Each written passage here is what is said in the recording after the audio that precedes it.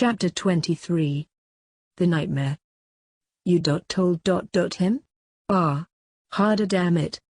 Sliding his hands down the sweat-slicked body above him, Cloud gripped onto his hips, shoving the beautiful man above down hard onto his cock. It was the second Hogsmeade weekend and they had been up in the room for 2 hours now. His husband had all but pounced him on the road to the castle. They couldn't get here fast enough. Yes. Gaia. Don't do that. Tseng laughed against his throat before running his tongue up along that sweet sensitive spot that he loved to torture. Don't do what? His voice was a breathy purr, full of evil naughtiness. He felt the shiver run through his husband's back seconds before he was rolled onto his back. His lips claimed in a fiery kiss the blonde above him, never once breaking his stride. Nails dug into Cloud's back, eliciting a deep moan from the blonde. Tseng was a biter and a scratcher. He didn't mind. Not one bit. Gaia. I said harder. Put that damn soldier strength to use.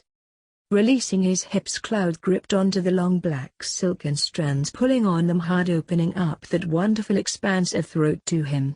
He bit down hard, his hips pounding into his more than willing lover. Whatever got into you today? Don't lose it. A laugh. Moan left Tseng's throat. His whole body was starting to tighten like a bowstring, signaling he was very close to the edge. I won't just. T. His orgasm slammed into him like a king behemoth. His body shook with the force of it. He could feel Cloud's hips jerking erratically as he rode out his own. Panting hard, Tseng leaned up, kissing his beloved gently. He didn't know what had gotten into him today.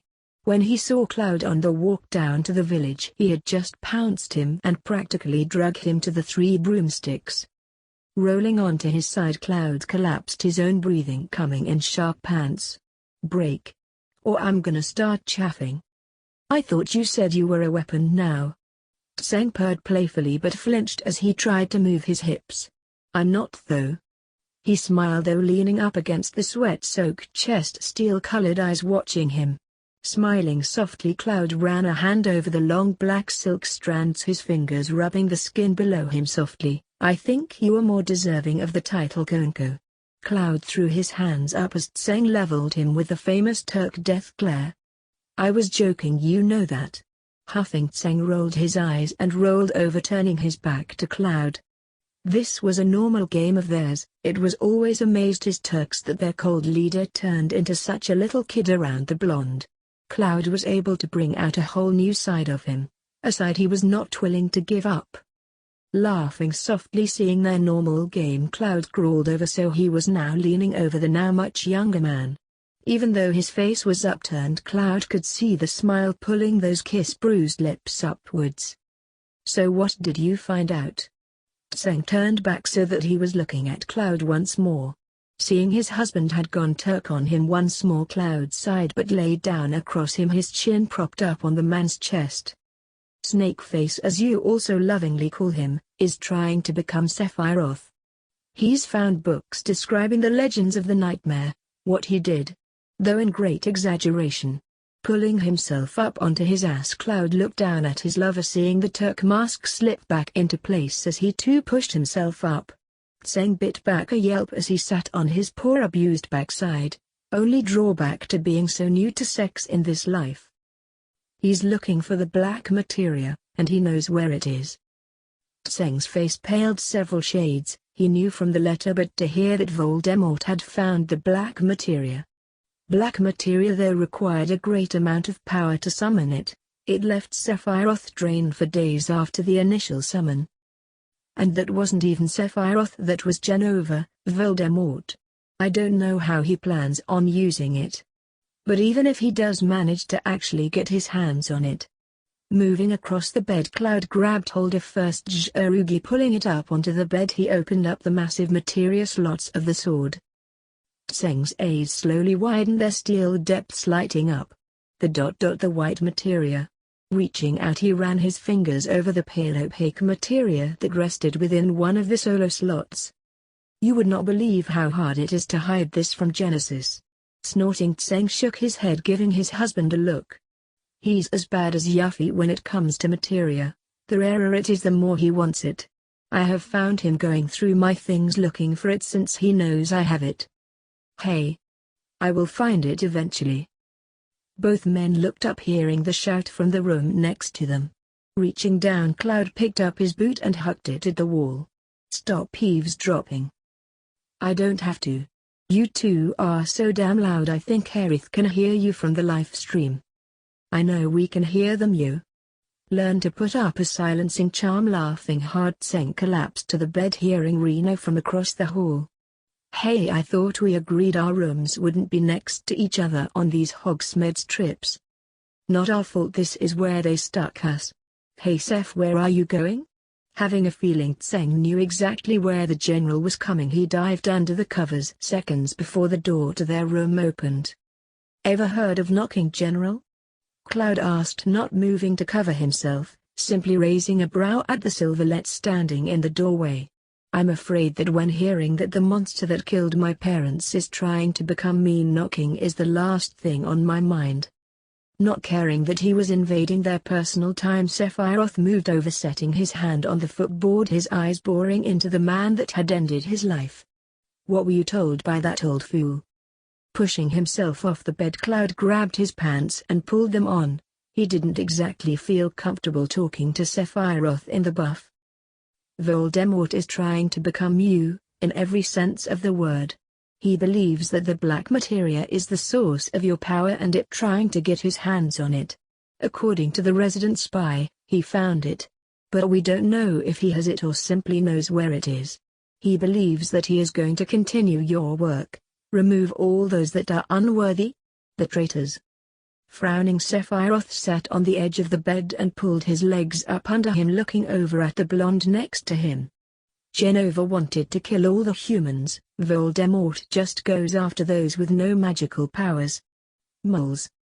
As I said, he's twisted your legend around, or the books have. He believes the Muzz are the traitors to your cause since most people in our time couldn't use materia. Cloud looked up as Genesis moved into the room, only in half-clothes just as Sephiroth was. Reno and Rufus could be seen in the hallway behind him, both only half-clothed as well. He even managed to twist the theory of your clones. Reaching over, he pulled out a book he and Vincent had pored over all last night after the meeting with Dumbledore, getting as much intel on Voldemort and comparing it to what they knew about Sephiroth. There is ancient dark magic that was believed to keep a person from death by placing pieces of their soul inside objects, people. He motioned for them to come in and shut the door. Reno made to open his mouth but stopped, seeing the dark glare from his still very naked boss. Smart move, Reno. Cloud muttered, turning the book so Sephiroth could see. Voldemort separated his soul 7 times. Just like the 7 number clones. Sephiroth whispered there was actually more, but only 7 had ever been recorded in history. His Death Eaters are even similar to Soldier, scary similar. Look at this. Vincent dug it up from an old Daily Prophet before we torched the place. Cloud pulled out an old prophet from his book and laid it out. You carry all this on you? Rufus asked, looking over the blonde sitting on the bed. I travel a lot. Everything I need I carry on me at all times. He shrugged and motioned towards the moving picture. Tell me if anything looks off. Picking up the newspapers, Sephiroth looked it over. It showed several Death Eaters that had recently been arrested. He stared down at the paper, trying to see something off. It wasn't until one turned and caught the light that he saw it. There. Embroidered on their robes is the soldier symbol. It's the same color as the robes, so it only shows up when light hits it. Sephiroth growled low in his throat, setting the picture back down. Setting his chin in his hands, he snorted and rolled his eyes. What? Genesis asked, picking the book up himself. Kind of ironic, isn't it? Sephiroth stood up, that evil smile playing on his face. He idolizes me. Wants to become me. Yet. He tried to kill you. And failed. Man riding the Hogwarts Express was frickin' creepy when it wasn't the normal students. Heading down the aisles of the second car of the Hogwarts Express, Ron was starting to get desperate. There were only 2 cars attached to the Scarlet steam engine today since it wasn't filled with kids, only the few people that traveled to and from Hogsmeade, but those few that were on were whack jobs. Moving towards the last car, he froze, his eyes going wide as he saw who was sitting in there. 4 figures sat inside the compartment. 2 were reading, 1 was looking out the window while the other was of all things polishing a double-bladed sword. But it was not that caught his attention. 3 of them had the exact same silver hair that Harry had, and the one that he could see had the same acid green cat-slit eyes. The one polishing his sword looked almost identical to Harry when he last saw him. Hairstyle, everything. The other man sitting back reading absently pushed his glasses up, but he was hidden behind golden blonde bangs. As if the group inside sensed his presence, the 3 silver-haired boys looked up. 3 pairs of acid green glowing cat-slit eyes locked onto his. Talk about a freak show. The one that had been reading slowly stood setting her his book down. Ron blinked, feeling a slight flush creep up his cheeks. The boy that stood was beyond beautiful. His face was more feminine than the others and his hair much longer, though still the same brilliant shade of silver. He gently pulled the door open, a soft smile lighting his delicate features. "Are you lost?" His voice was just as soft and had a musical quality to it. "Yazoo. Don't play with your victim." The little one that looked so much Harry voice was mocking, almost insane sounding. He sheathed his sword, flicking his hair back away from his face. The man, Yazoo, turned back and smiled to the smaller boy, Kadaj. "Yazoo, Kadaj. Play nice." The blonde against the window stood, pushing his glasses back up his nose. Brilliant blue eyes looked back through them. "Forgive them. They like to tease. My name is Lazard. This is Laz, Yazoo, and Kadaj. We're from Kyoto Academy of Magic. Our parents just moved us to England. We're heading up to speak with the headmaster about continuing our education at Hogwarts." Ron pulled a face looking at the 3 boys.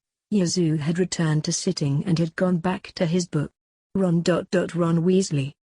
He was wary as he looked at the group. "Please, if you're looking for some place to sit, you are more than welcome to join us." Lazard sent a look to Kadaj before moving back to his seat.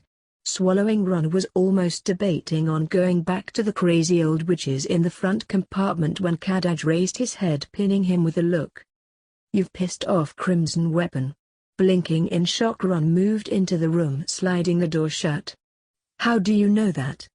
He didn't know what a weapon was, but it was carved into his back and was not healing no matter how many different magical and mul techniques they used. "His magical signature is pouring off you, and it's angry power. You really pissed him off, didn't you?" What are you talking about?" Ron looked at the group, seeing Kadaj roll his eyes and start playing with his sword again. "Weapon, they're like the planet's natural defense against threats." Laz finally spoke up, his voice much deeper than the other 2, and he sounded like he wasn't exactly playing with a full deck. "What Laz is trying to say is, weapon are creatures, or in 3 cases humans, that have been created or altered by the planet to act as its defense force.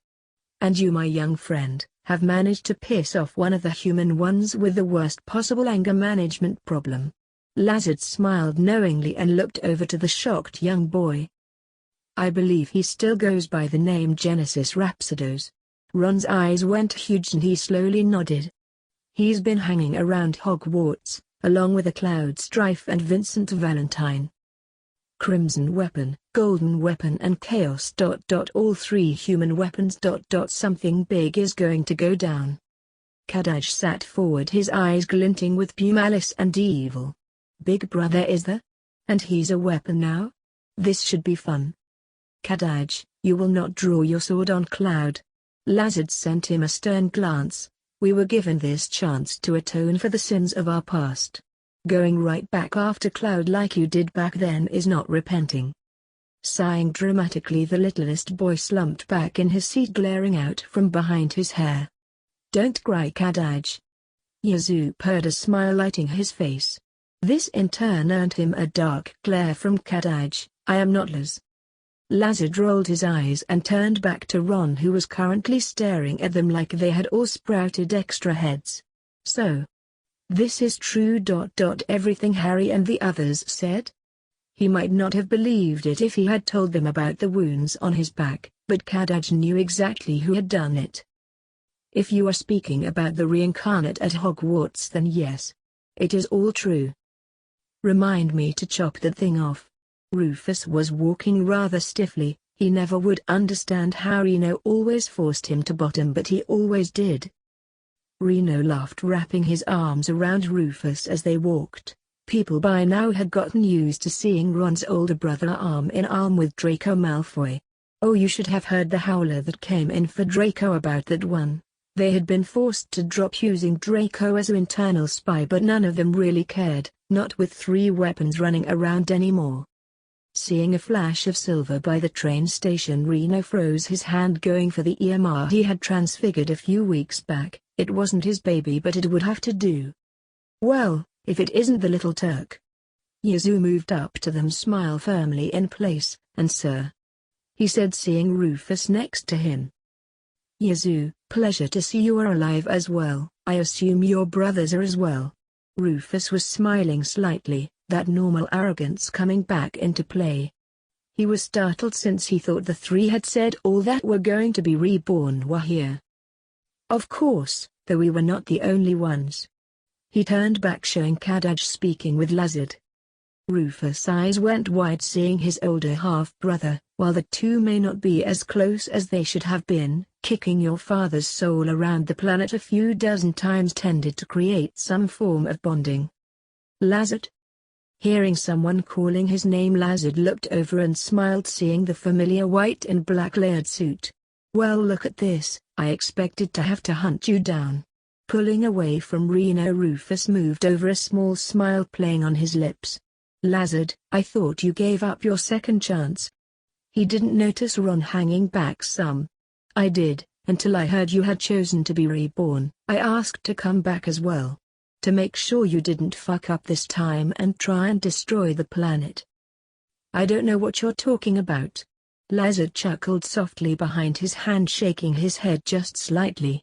Rufus, even though he was back, he could see the young kid in him. I'm sure you don't. Tell me, are the others here as well? Yes, Sephiroth is. Brother. Whipping around, Rufus caught the silver blur that was Kadaj as he shot across the town and right into a very startled Sephiroth's arms. I'm glad you enjoyed that video/gameplay. Just remember to hit that like button, subscribe to the channel, and leave a comment down below. Until next time, goodbye!